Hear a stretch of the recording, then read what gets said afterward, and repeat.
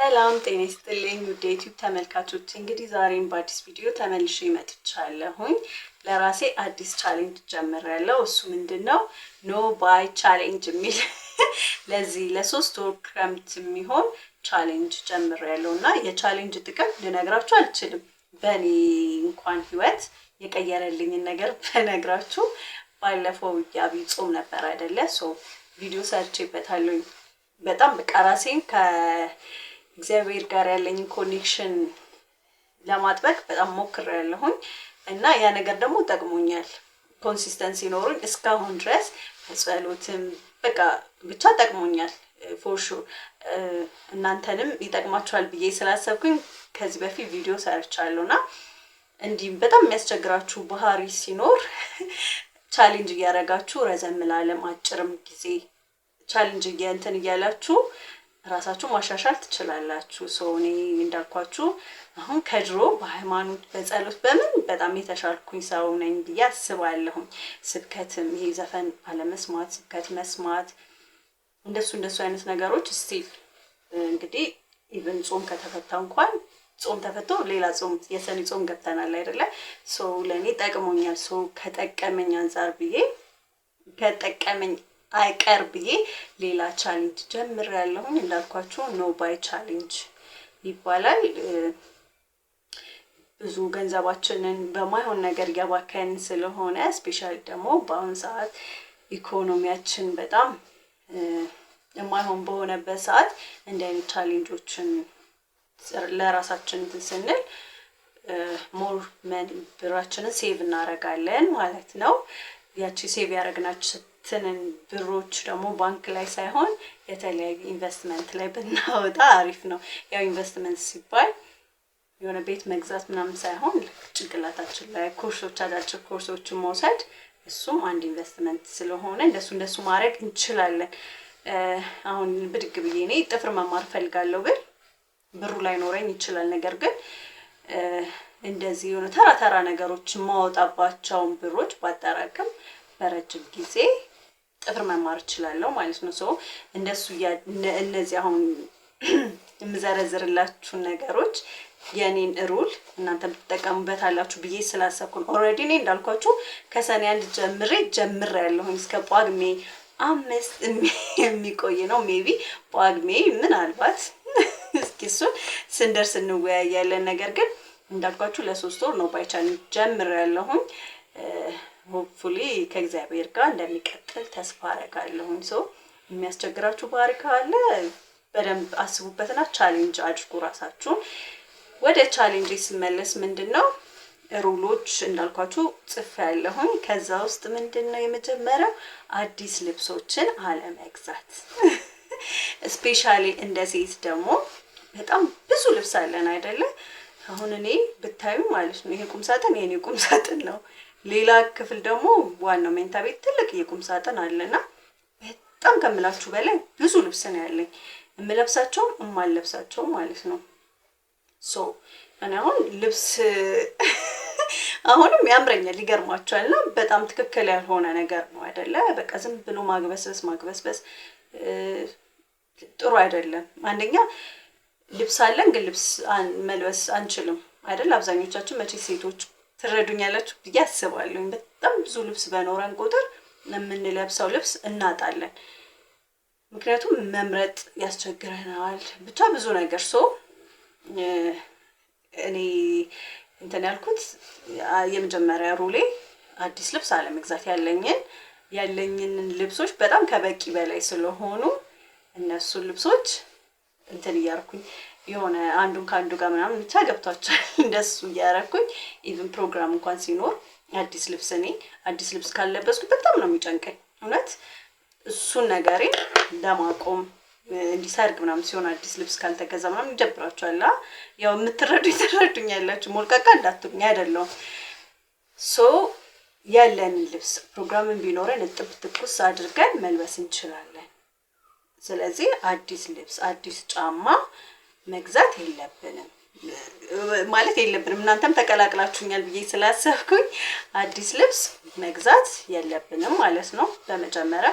በሁለተኛ ደግሞ ሬስቶራንት ውስጥ ምግብ መብላት። እሱም አንደኛ ለጤናችንም ሁለተኛ ለኪሳችንም ጥሩ አይደለም። ያው ቤታችን ፍሬሽ ፉድ ከገበያ ከጉሊት ጎመናችንን ድንቻችንን ሄልዚ የሆኑ ነገሮችን ፍሩቶችን እያበሰልን ቤታችን ብንበላ አንደኛ ነገር ለጤናችን በጣም ቆንጆ ነው፣ ፍሬሽ ነው።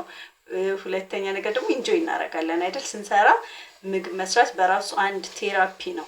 ሶ ምግባችንን ቤታችን ውስጥ ኩክ እያደረገን እንብላ። ስለዚህ ውጭ ወጣችሁ መብላት ለዚች ለ3 ወር ውስጥ ፐርሰናሊ እኔ በቃ አልበላም ብያለሁኝ።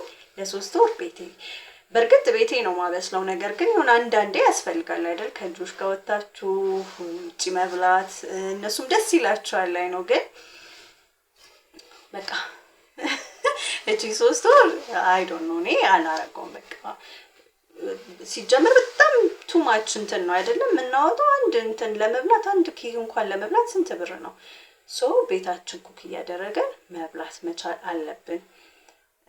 በሁለተኛ ደረጃ የኔ ቻሌንጅ ሬስቶራንት ውስጥ ምግብ አልበላም። በሶስተኛ ደግሞ እንደዚህ ስናክ ነገሮች፣ ትኩስ ነገሮች፣ ለስላሳም ምንም ልንጠቀም እንችላለን። ጥቃቅን ብር ሊመስሉን ይችላሉ። ነገር ግን ያቺ ብር ስትጠራቀም ብዙ ነው። ፕላስ ደግሞ እንዳልኳችሁ የሆነ በቃ ኮንሲስተንሲ ስንሆን በጣም አሪፍ እንትን ነው የሚሆንልን። ራሳችንንም አንድም ራሳችንን ማክበሪያ ምን ልበለው ራሳችን መታመኛ ነው የሚባለው አይ ዶንት ኖ። በቃ የሆነ ለራሳችን የሆነ እንትን ይኖረናል፣ ገደብ ይኖረናል። ዝም ብለን እንደፈለግን ልቅቅ አናደርገውም። ሶ እንደዚህ ስናክ ነገሮችን ውጪ አልጠቀምም። ኬክም ልጆች ያው ኬክ ሊፈልጉ ይችላሉ። ሶ ቤቴ ኬክ እሰራለሁኝ እንዳልኳችሁ። ኩክ ማድረግ እንደዚህ ኬኮች መስራት እንደ ቴራፒ ነው። ደስ የሚል ነገር ነው። ኢንጆይ ነው ማድረገው። ቺፕስ ምንም ነገር ሲሆን በቤቴ አዘጋጃለሁኝ። ከወጪም አንፃር ፕላስ ለጤናችንም በጣም ቆንጆ ስለሚሆን ቤታችን ውስጥ ኩክ ማድረግ እንችላለን። በአራተኛ ደረጃ ይሄ ቢዩቲ ፕሮዳክቶችን እንዳልኳችሁ እንደ ሴት በቃ እኔ ማለት እንደዚህ በቃ አሁን ለምሳሌ ሊፕስቲክ አሁን እኔ በጣም ብዙ ነው ያለኝ። ኢቭን አንድ አይነት ከለር ሆኖ በተለያየ ብራንድ በተለያየ ሼድ በጣም ብዙ ነው ያለውና የኔ ብቻ ችግር አይደለም፣ የአብዛኞቻችን ሴቶች ችግር ነው ብዬ አስባለሁ። እስኪ ያለንን እንጠቀም፣ ለዚህ ለ3 ወር ያለንን እንጠቀም። እውነት አንድ ሊፕስቲክ ስንት ነው? በጣም ብዙ ነው። አይ ዶንት ኖ እኔ 1000 ብር ምናምን አሁን ካልጨመረ ማለት ነው። እሱ ነው እኔ ከገዛውኝ ቆይቻለሁ። 1000 ብር ለአንድ ሊፕስቲክ በግድ ብዙ ረጅም ጊዜ እንጠቀማለን። ነገር ግን ያለንን እስኪ እንጠቀም ለዚህ ለ3 ወር ማለት ነው። ሶ ቢዩቲ ፕሮዳክቶችን ያው ሊፕስቲክ ብቻ ስለምጠቀም ነው። ሌላም ፓውደርም ሊሆን ይችላል ሰምቲንግ የሆነ ነገሮችንም በተቻለን አቅም ላለማውጣት እንጣር።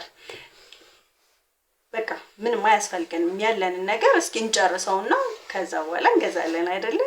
ሶ በአራተኛ ደረጃ ቢዩቲ ፕሮዳክቶችንም አለመግዛት።